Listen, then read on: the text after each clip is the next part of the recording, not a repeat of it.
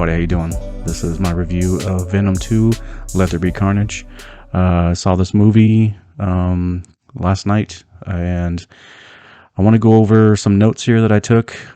Just out of the gate, I'm not going to go frame by frame, and I'm not going to break down every single scene as much as I'd like to. But this is gonna be a little bit shorter of a video, hopefully. I know sometimes I can get to rambling, and I'm trying to work on that. But I do have a lot to say about this film, and there will be spoilers, just so you know. So if you haven't seen the movie and you don't want to know anything about it, the plot, the story, the characters, anything like that, go ahead and press stop and come back and see me, hopefully, after you check the movie out. But I do want to get into this, and I'm going to try to be fair as I possibly can. Because I was really looking forward to this movie. I really was. I liked the first movie. I thought it was a good movie. I didn't think it was fantastic or anything, but it was definitely a fun movie that stuck with me. And when I saw that they were making a sequel, and I saw the cast, specifically Woody Harrelson going to be in this movie, was going to be in it, I was in. I was all the way in. And then I saw the two trailers, which I also did a review on one of them. I was hooked. I was ready to go. And after the movie, I went and seen it with my wife. And when we walked out of the theater, it was, we were talking about the things we liked and disliked. And we were actually struggling to find things that we liked, which was a bummer. It really was. I talk a lot about if movies or games or TV shows are worth your time. Do they respect your time? And this one, I probably could have passed on. I didn't think it was that good of a movie at all. It wasn't garbage. I wouldn't say it's like the worst movie, the worst Marvel movie, but it's definitely in the lower tier of Marvel movies. It just it did not hit the notes that I was hoping for, and it really struggled to just tell a decent story, just a basic story. And I'm going to be going through, I took some notes here, some things that I wanted to remember. So I'll start off by saying that this movie was short, and that's okay. I'm cool with movies being short. I don't need to see some 3-hour epic, saga of a movie that's, it outstays its welcome, because that's just as bad as a short movie that isn't good. So I'm cool with short movies, and a lot of the older movies that I like were actually short. They're 90 minutes, maybe 95, maybe 100 minutes tops. A lot of the movies back in the day, that was the typical runtime. And it wasn't until, like I'd say the late 90s, early 2000s, we started seeing like the 2+ hour movies that were regular. Like most movies now are well over 2 hours. So it didn't really turn me off when I saw 90 minutes. There's a laundry list of movies that I love that are short movies, just like this, the same runtime. But it really hurt this film. The runtime killed any sort of building, in terms of plot, in terms of story, in terms of character arcs. It really hurt this movie, and it was a really bummer for me, because like I said before, I really liked what I saw in the trailers, and I can say honestly that if you've seen the trailers for this movie, there's not much more else to it. And I mean literally, there are things that I asked when I was reviewing the trailer, the second Venom trailer. I was asking myself and talking about, like, ooh, I wonder what that is. I can't wait to see what's going on. And there were questions that I walked out of the theater and I didn't have any answers for from the trailers. So I mean, I guess we'll just start with that. I mean, the runtime was short. It killed it. I really thought that there was so many things that could have been added in, and I thought about this too. I talked to my wife about this. I wonder if there's going to be like a director's cut or an extended cut or some sort of some sort of edition that we can check out later on that has all of the scenes, because I'd be curious to see what was cut from this movie, because what I saw was very limited information, and it was just scene to scene to scene, and it was very choppy. The pacing was off. There really was never, I never really had that feeling of momentum. Like when you're getting to your third act and it's like the showdown between the protagonist and the antagonist, there's usually some sort of build up. Like you're ready for the final meet, whatever that means. In terms of like whether it's an action movie, whether it's a like a murder mystery movie or a thriller or just a horror movie, there's always that sort of build up to the third act, and this movie had no build up whatsoever, and it just sort of plodded along, and then all of a sudden we're in the third act of the film and it was over, and it just kind of went out with a whimper. So the plot is, and I was trying to think of the best way to just break down the plot without going through every single scene. Basically, Eddie Brock, who is played by Tom Hardy, is picking up where we left off in the first movie in a weird place. He seemed to have been in a good place at the end of the first movie. And if you haven't seen the first movie, I apologize. But in the end of the first movie, he's happy, content. Him and Venom they are working well together. They have an understanding. And it just kind of seems like in this movie, they pick up and Eddie's struggling and he's kind of being he was kind of a bum in the first movie. And it feels like he really went backwards. It didn't seem like we were picking up where we left off from the first film. And basically, he's still a reporter. He gets requested to do a story by a serial killer named Cletus Cassidy, who is Carnage, played by Woody Harrelson. And they have two interactions, and he bites him on the hand. Cletus Cassidy bites Eddie Brock on the hand or his finger.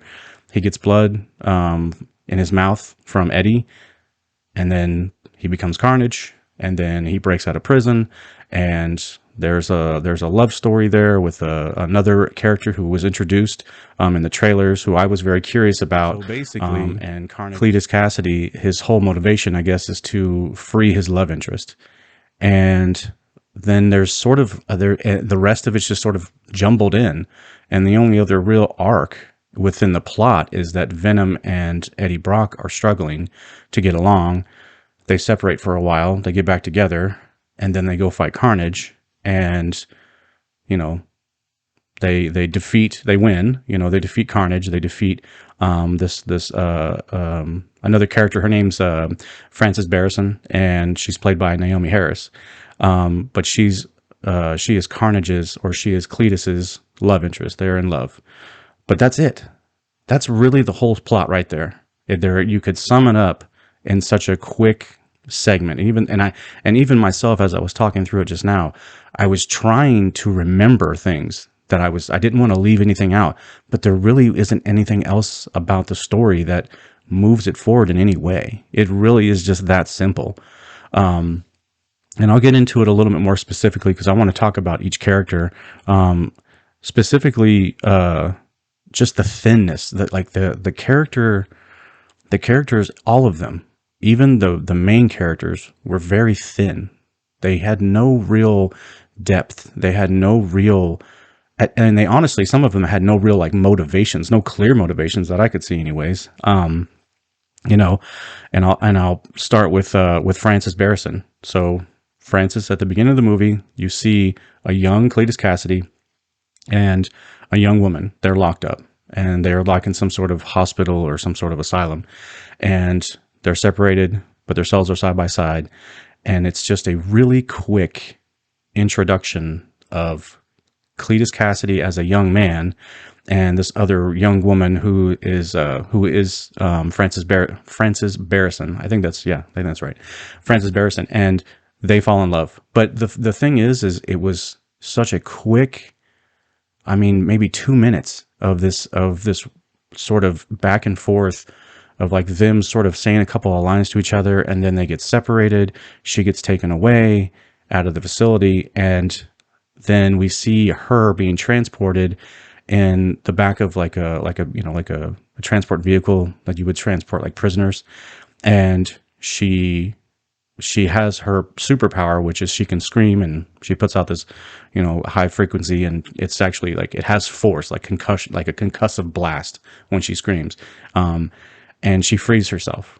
But I'm sorry, she attempts to free herself, and she almost escapes, and she gets shot. She gets shot in the eye. That's the end of that introduction. That's pretty much it. And it really, her character, when we see her again throughout the movie, they never really gave her much to latch onto. Her character, it was a very basic plot that she is obviously she's superhuman. She has she's not just a normal person, but she's also in love with Cletus Cassidy. But that's it. There's really nothing else to talk about her. She's locked up in a facility, in two facilities. We see her as a young woman when she's locked up when she meets Cletus, and then we see her again as a grown woman, and she's locked up and she's in this facility that's being monitored and or overseen by a doctor.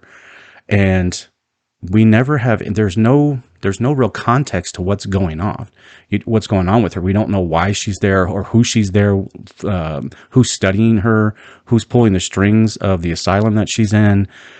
What is their purpose? Are they doing tests on her? I mean, there's a lot of assumptions. Like I guess you could assume that she's being tortured or she's being tested, but there really is nothing to it. We see her a couple of times inside of this cell, and then Cletus Cassidy as Carnage breaks her out, and then they're in love and they kiss, and that's it.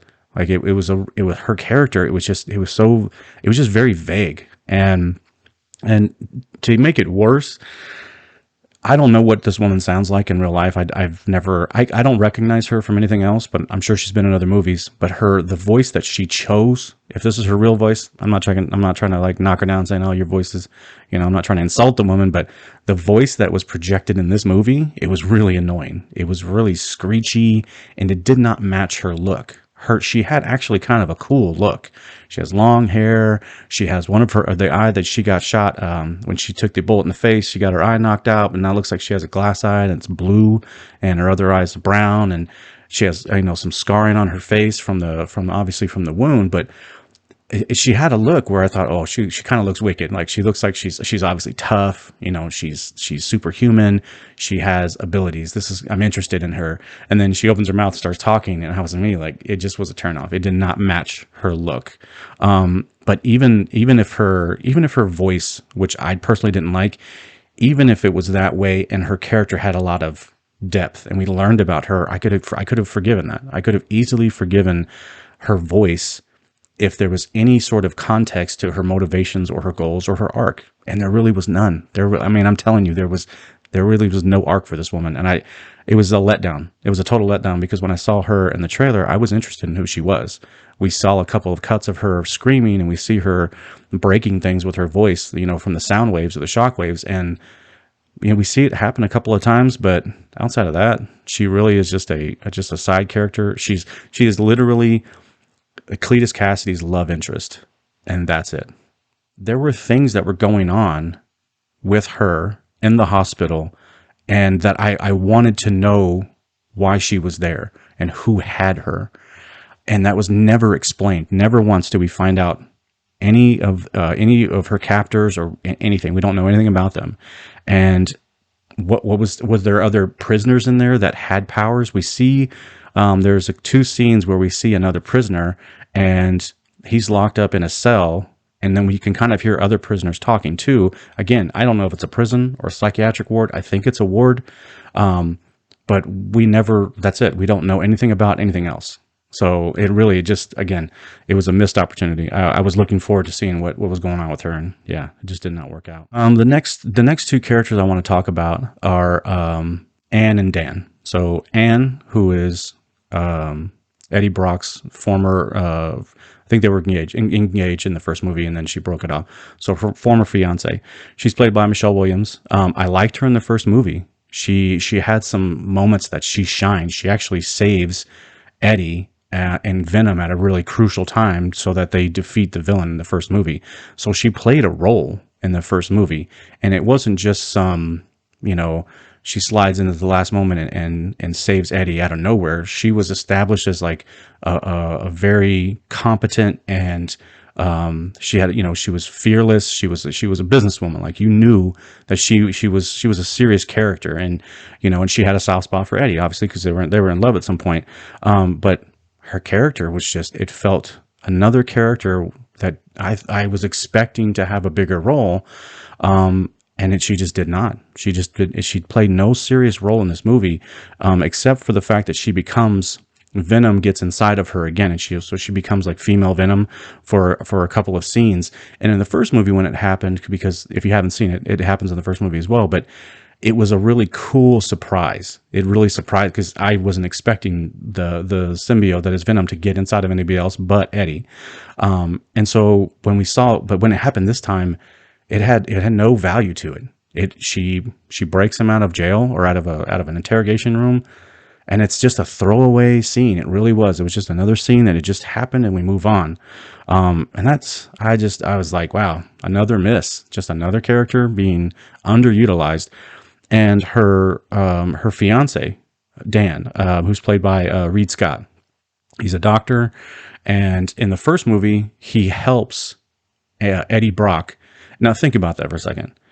Your fiance, a woman that you love, or a man that you love, they want you to help them help their ex fiance. And I mean, that was an interesting little web. And they could have played it really cheesy in the first one and just made Eddie and Dan hate each other, and she's caught in the middle, but it wasn't. Dan is a doctor, and he helps Eddie out in the first movie. He genuinely, he becomes, he thinks of the medical side of it first, and he puts aside any sort of, uncomfortable or maybe even bad feelings that he has towards Eddie, and he loves Anne, and so he helps her. He helps Eddie and he helps her by helping Eddie. I thought he played a decent role in the first movie.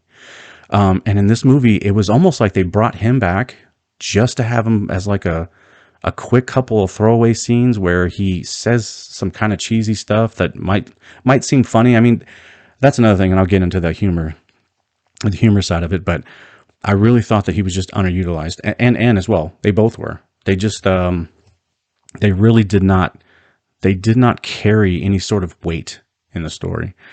So the next character that I want to talk about is there's a detective. His name's Detective Mulligan. And the sort of surprise, I guess, if you weren't paying attention, you might see it as a surprise.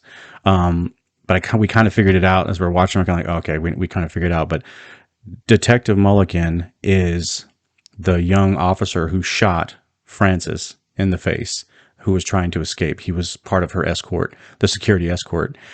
And he's played by an actor named Stephen Graham. And I really like him.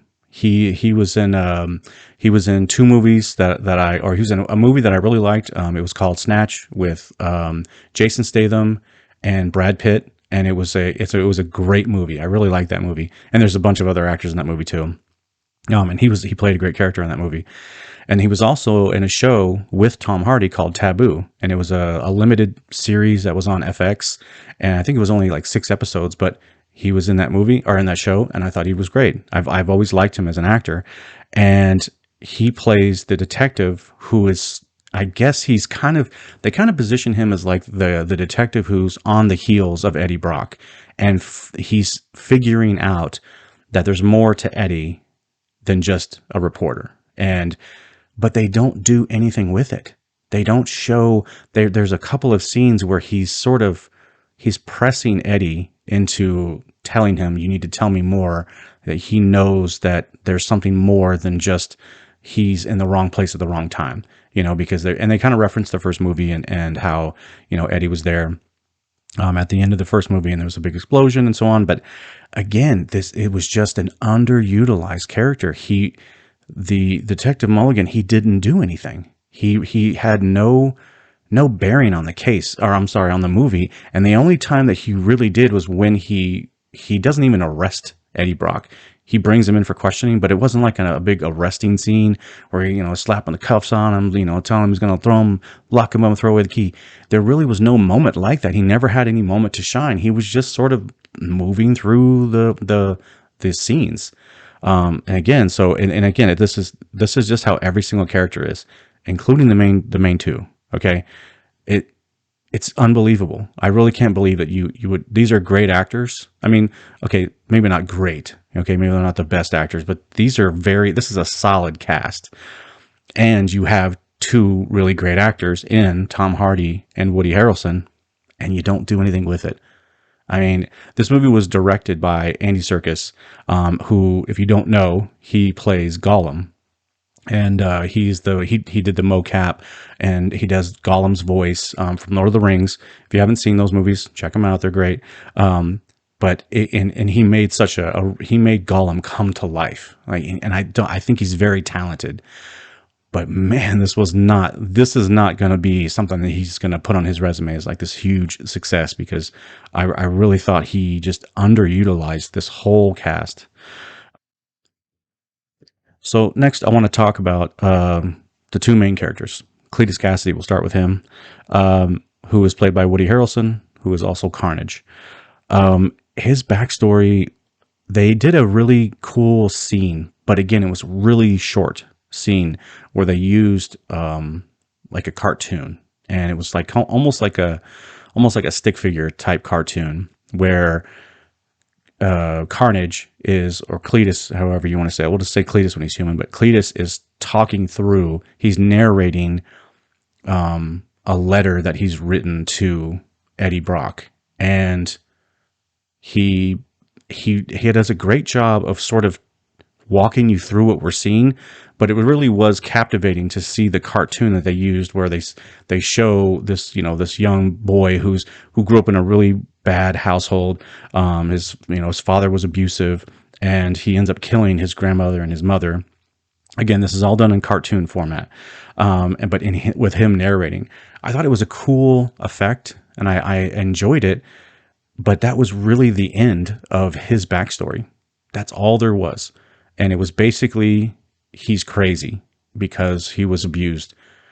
And again, that can be a great foundation, but you got to keep building the pieces up. You can't just say that and walk away. You can't do a little cool cartoon and then cut it. Everyone gets it. Now we know everything about Cletus. It really was it was paper thin. And I didn't really like it because of that, because that was really the only thing they showed. So it took away from that cool little scene, because we never see anything else. We don't see anything more about his backstory. And then the next thing I noted here was in the trailer, we see Cletus bite Eddie's hand or his finger, and he draws blood, and there's blood on his mouth, and he says, "I've tasted blood before, and that was not it." And in that scene in the trailer, I thought it was very cool. I was like, "Ooh, that's a cool little scene. This dude's crazy. He knows what blood tastes like. This is interesting." And so when that scene came up in the movie, of course, I've already seen it, but I was interested to see where that went. And the only thing that was added to that scene was he looks at his thumb, and there's blood on it, and the blood moves, and it moves like Venom does. And he quickly just eats it and swallows the blood. That is how he becomes Carnage. There is no other explanation. There is no other introduction to Carnage to Cassidy or Cletus. There's no substance to it. That is literally it. And it's never explained how or why he was the perfect host, because again, the lore says that these symbiotes can only be inside the right host permanently. But if it's the wrong host, then they'll just drain that host and kill it. And we see that being, and we'll talk about that. But it was just sort of like the luck of the draw. So it was just this random roll of the dice that the one person who has the symbiote in him gets bitten by one of the worst people that kills people, is a serial killer, and he becomes the perfect host for the blood of the other symbiote's host. It made no sense. And I want to remind, and I say this a lot, and I'm going to keep saying it, I am just a normie. I do not read comic books, so maybe that's perfect. Maybe comic fans are listening to me and they're saying, "Shut the hell up! You don't know what you're talking about. Go back to being a normie." Listen, if that's the way it happens, I don't care. It wasn't good. I mean, if that's how easily that we can introduce such a what I understand to be a pretty prominent character in Carnage. Um, you got to do better than that. You got to do better than that, Andy Serkis. What are you doing? There was nothing else to that. And then, we see the next scene where, well, I should say the next scene with Cletus Cassidy, he's going to be put to death. And when Carnage comes out of him, I mean, we're well into the runtime of the film by that point. So it took a while to get to that point. And again, if it was tight and it was done properly, I think it would have been a success. But it really just sort of, it's like a total random chance that this works out for Cletus to become Carnage, and I just didn't like it. So yeah, I was not happy about that at all. So also with Cletus Cassidy and Carnage, because you got to remember, with the symbiote and the host, there's two different personalities there. The symbiote actually they have a personality. They have motivations. They are not just mindless, a disease or some sort of infectious disease. They have motivations. They have goals, and that's established in the lore from the first movie. So I don't know why, but we never ever see Carnage and Cletus going through any sort of growth or growing pains as to how they become the way they. And when you have the main character of a movie, the villain of a movie, if he just sort of runs through the scenes without any sort of growth or pain or anything, it didn't add to it took away from his character. It did not add to his character in any way. He just becomes Carnage, and he automatically understands how to use it. He doesn't argue with Carnage. He doesn't try to fight Carnage. He and Carnage just become just best buds. But they don't even, and that's the other thing. If they're gonna be perfect together, then at least show them having that sort of conversation, having them speak to one another in a way that we understand that, okay, this guy's crazy and he's got this crazy alien inside of him. They make a great match. Listen to the way they talk. Listen to how they interact. None of that happens. None of it happens. He just becomes Carnage. And I was curious because we know Venom is a character all by himself. Venom, when he's removed from Eddie, and we'll get to that, he has his own personality. He's a person. He's genuinely like a person. He is a sentient being. He makes his own decisions. He has his own wants. He has hunger pangs. He is a sentient race or a sentient species. That's what I was trying to think of, species. He's a sentient species, and Carnage seems to be nothing. He seemed to not have that at all. We never got to see Carnage talking to Cletus and explaining to him who he was, what his motivations were. And it was boring. It led to a really boring character, a really boring pairing. And you have Woody Harrelson. You have a man who has he's been one of the best actors for decades. And every role he does, it's pretty memorable. I mean, I'm not saying he's perfect. He's never, he's not like some flawless actor. But when you see Woody Harrelson, at least when I did, I was like, yes, Woody Harrelson, he's great. And he just seemed completely just sort of vapid and boring. It really was just like a one-note character, like the mustache twirling sort of Bond villain almost. And there were things that happened between Carnage and Cletus that would have made they would have added good substance to their characters, because as we talked about before, Cletus is in love with Frances, and Frances, her power is projecting sound. Well, Carnage and Venom, their only weakness really is loud sound or like a frequency. And when she screams around Carnage, when Carnage is out, it angers Carnage and he threatens her. And Cletus doesn't do anything about it. There's no struggle there. And it would have been a really good time to see Cletus actually have some sort of depth to his character, to show that, he does love this woman, and he'll fight. He doesn't want Carnage around, or he'd fight Carnage for her. it really just it was just lines. There were just lines being spoken. But Carnage threatens her. You know, she ever does it again, I'll bite your head off. And it was supposed to be kind of this funny little scene or a funny little line, and then that's it. That's all it really amounts to. And I just thought, yeah, again, it was just one more. It's just one more thing. It's just like I was watching this movie, and it was just thing after thing after thing. I was like, how come? Why are they doing this? Why isn't he acting like that? Why isn't he speaking up for her? Why isn't Carnage and him arguing? Like, and I'm talking about all the characters. There was a lot of why are they doing that? They're just kind of doing it to do it, just to move the scene along. So, and there was one thing that stuck out to me that Carnage, you know, his character, he calls Venom dad. Now, of course, that makes sense because he was a piece of Eddie in his blood, and then he ends up inside of Cletus and becomes his own form.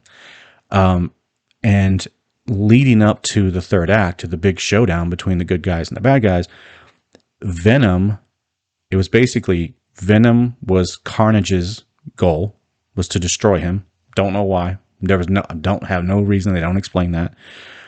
Cletus's goal was to hurt Eddie, and it really wasn't explained. I mean, I guess you could kind of say that they had a little bit of a back and forth, in the fact that Cletus had, I guess he had a motivation, but there was nothing to it. Cletus got sentenced to death because of Eddie Brock, but they're never on screen enough to work that out so that we can see how much he hates Eddie Brock. It really is just, he just says it. He literally just says, the man that sentenced me to death, I'm going to kill him. That's it. And he wants to hurt Eddie by kidnapping Anne and holding her hostage as like bait to draw him out, because he'll also draw Venom out. Frances, who is the third antagonist, her only goal is to kill the cop that shot her. Again, not a bad motivation, but it's just that. She just says it. She says it, and that's it. So there really was never we never saw the villains have any sort of investment in their arc to snuff out the good guys. You know, it was just lines being spoken. It was weak. It was just weak. Another, again, poor character development. So now we're going to move on. Yeah. Going to move on to the main two characters. So Eddie Brock, played by Tom Hardy, who, another actor I really like, and Venom. And Venom is actually voiced by Tom Hardy. He does his voice. I don't know. I'm not sure if Woody does Carnage's voice. I'd be curious. Not that he said anything. He really didn't say much. So Eddie Brock, his character, and Venom, they had the most sort of development from the first movie in this movie, but it was just a very flatlined, streamlined arc. Venom wants to eat people. Eddie won't let him. He's forcing him to eat chicken brains and chocolate. I guess there's two. So they name a chemical. They did a little piece of the lore there. They talk about it where the human brain has this chemical that Venom needs to feed on. Well, the symbiotes in general, Carnage needs to do the same thing. But that same chemical is found in the brains of chickens. Well, he doesn't want to eat the chickens.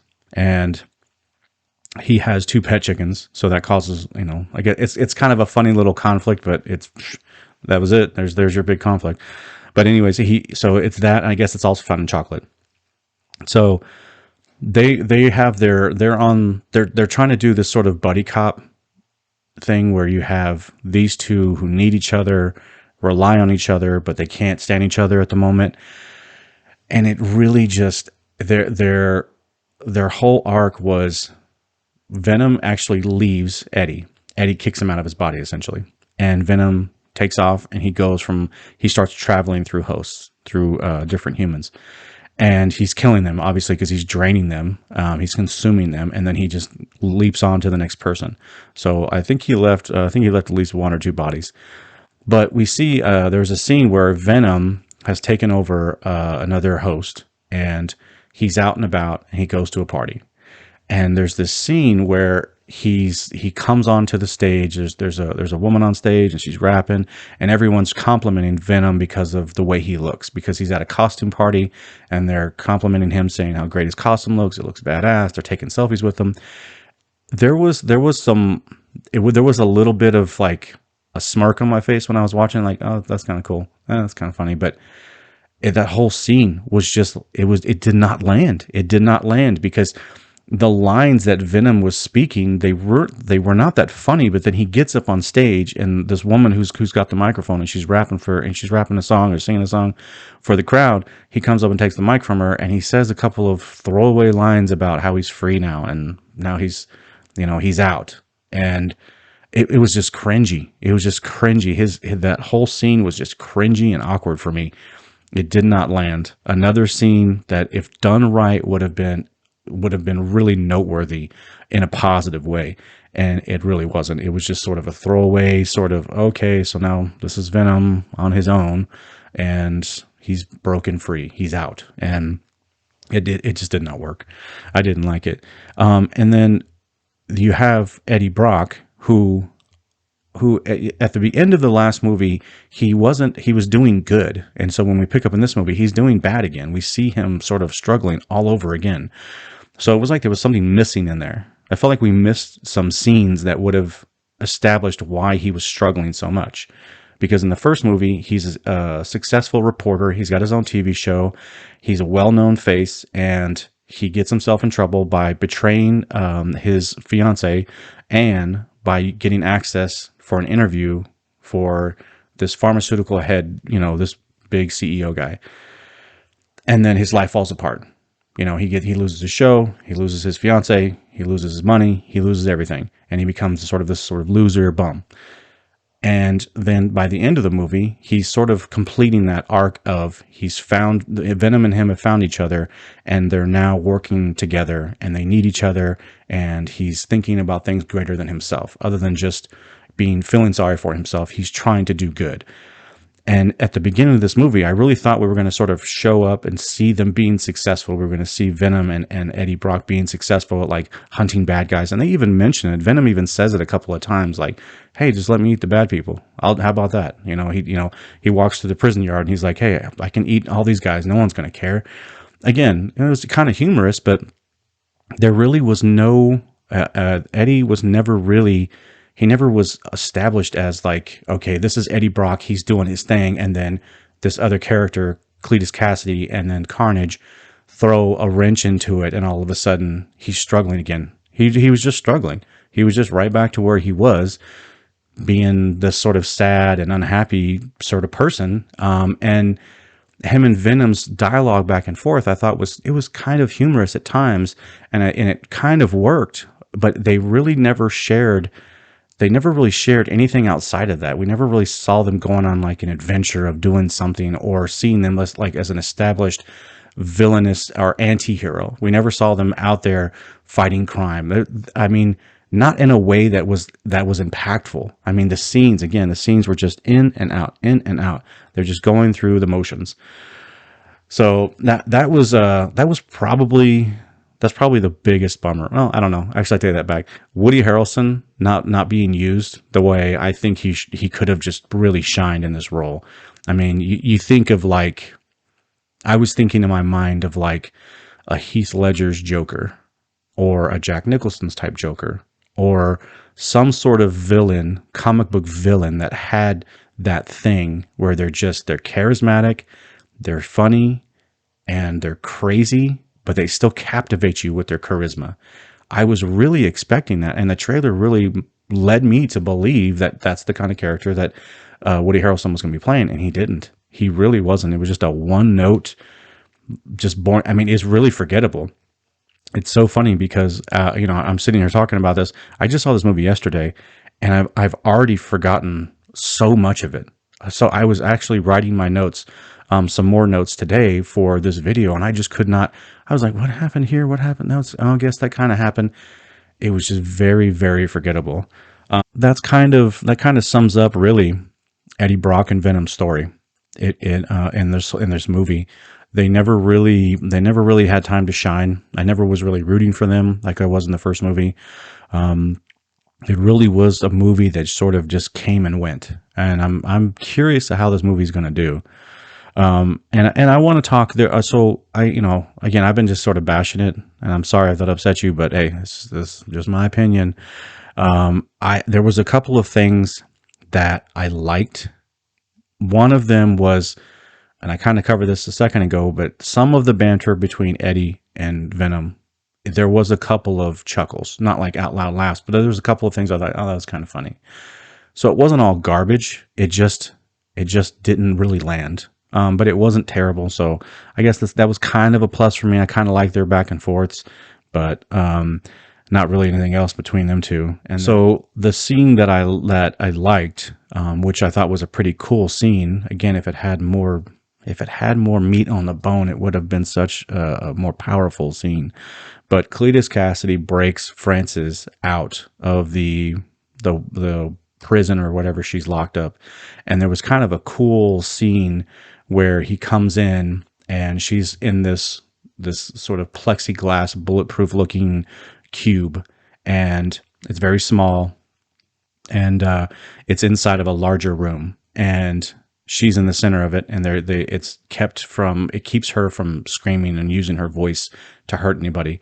And I think it was the box was actually, if she would have used her voice, I think it might have hurt her. I think that was the point of it. It's kind of what I could gather. Again, they don't show that. They don't tell me that. I'm pulling a lot out of the air here, just from the little things I picked up when I watched the movie. But she's inside of this room, which is in a larger room that has like this soundproofing around it, so you can kind of tell. Obviously, they're protecting the people of this asylum or this prison. They're protecting themselves from her. But when Venom shows up, I'm sorry, not Venom. I don't know why I said Venom. When Carnage shows up, he breaks her out, and his tentacles grab around the little cell that she's in, and he squeezes it slowly, and they're both touching the glass. Well, not touching at the time, but they're right looking face to face to the glass, and she's, they're having their sort of romantic reunion, and he squeezes the glass, and the glass just bursts, and they begin to kiss. I thought that scene would have been such a cool scene had we known more about Frances, had we seen her and him having some sort of romantic story where we were sort of, oh, they love each other. They had no real chemistry together. I really didn't feel like it almost just felt like these two characters, they love each other because they say they do, not because they show that they love you or they love each other. It was a cool scene visually, and it would have been so impactful. But because of the script, because of the story, it didn't have that emotional impact that I think they were going for. And there was another scene where we kind of see Carnage exhibit his powers. Actually, two scenes where we see him, really using his tentacles and firing sort of thorns out of the end of his tentacles and stuff. And I thought that was kind of cool. We see him burst out of the prison, and we see him when he's with Francis after they break out and they get surrounded by cops and stuff. And he brings down a helicopter, and he's flipping vehicles over, and she's using her powers. It was kind of a cool little scene where we got to see them being what they could be. But it was just another few scenes that just sort of came and went, and never really had any heart. And I think that's kind of what I think this movie is missing. So if I was to sum this movie up, I think this movie just lacked any sort of heart.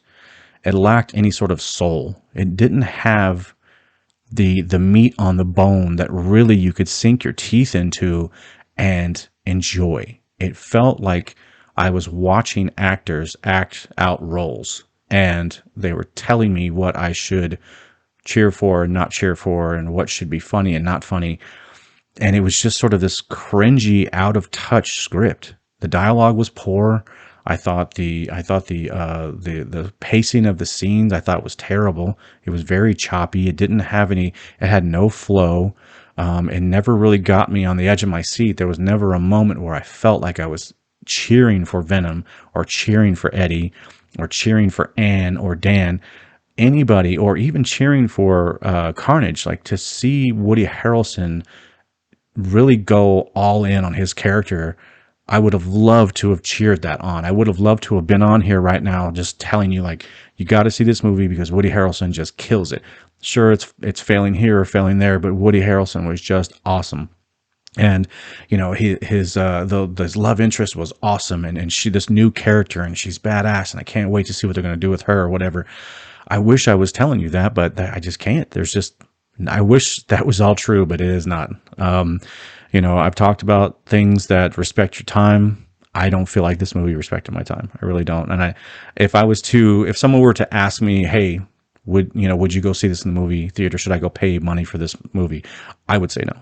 I would say wait till it comes out on HBO or it's free on Amazon Prime, because I don't think this movie's going to have the legs. There was a little bit of chitter chatter on YouTube, and people saying, "Oh, this movie did better than Shang-Chi," and what's going on with Marvel. I've said it more than once, and I'll say it again. I think Marvel's lost its way. I don't think that they're actually just they're pumping out these movies at a really fast pace on these TV shows, and they all seem to have the same problem.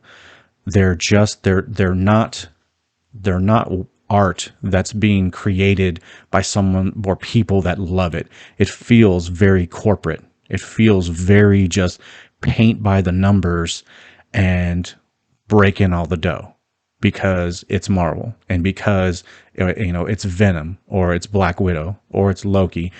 There's no real heart and soul that I can feel when I watch these movies. And I didn't watch every single MCU movie. I missed a few, but I watched majority of them.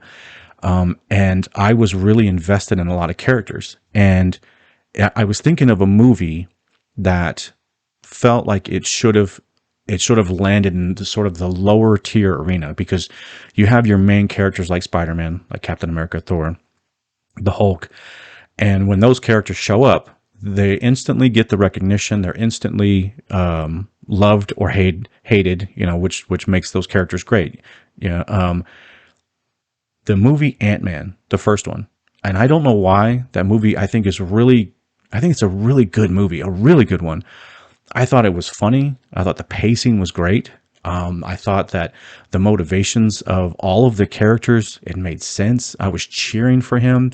The only thing that I thought was lacking in the movie was the villain. The villain was sort of that corporate guy who's ambitious and, he's narcissistic and he ends up losing in the end.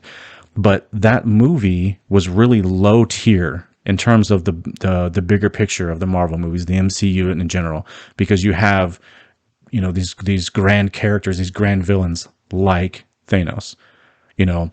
He in the Ant-Man movie, it's not like that. It's a very low to the ground sort of film that had just enough. There was enough stakes that I believed and I wanted Ant-Man to be successful, and I wanted him to defeat the villain.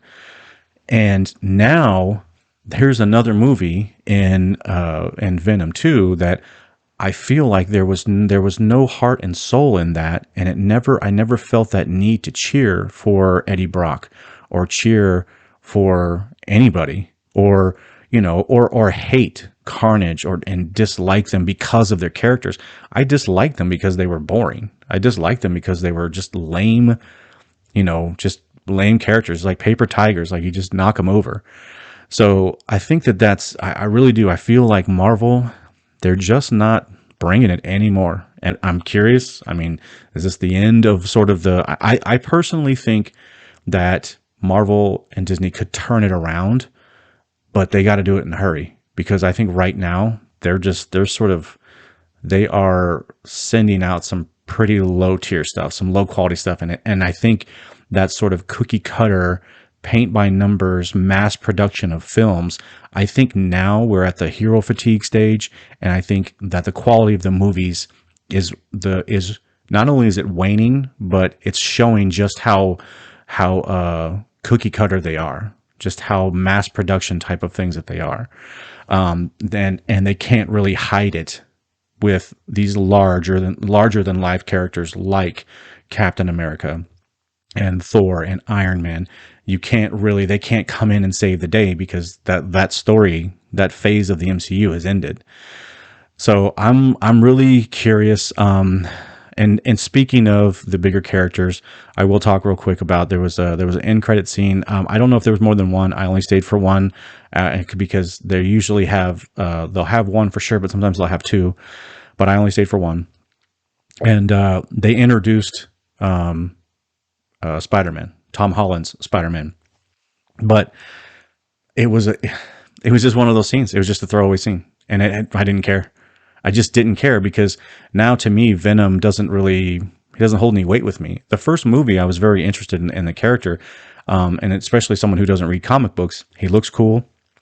He's a villain. Eddie Brock is he's kind of an anti-hero type guy. There was a lot of things to like about that first movie, and when it ended, I was excited for the sequel.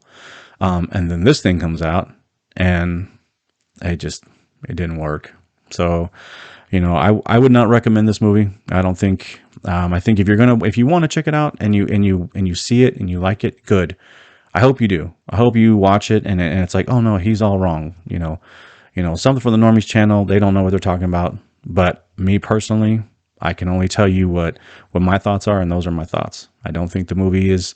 I don't think it's crap. I'm not gonna say it's not like a 2 out of 10 or anything. And I'm not really getting into I don't want to do the scale thing, but it definitely was not worth my time, and I don't think it'll be worth many people's time. And I'll be curious to see how it does the next weekend, the second weekend it's out, because it did pretty well the opening weekend, and good for Tom Hardy, good for the rest of the cast, for Woody Harrelson and Michelle Williams, good for them. Get your money, get paid. You can only do what you can do with what you have, and I don't think that those actors really had a lot to work with in terms of script and dialogue. So, but I'm going to wrap it up there. I appreciate you guys sticking around, and again, your support is always. I'm very grateful for any support. So if you could, give me a like, or if you can, click on the subscribe button, it does help me. And I hope that you guys enjoy the content, and I hope to see you again soon. You have a great evening.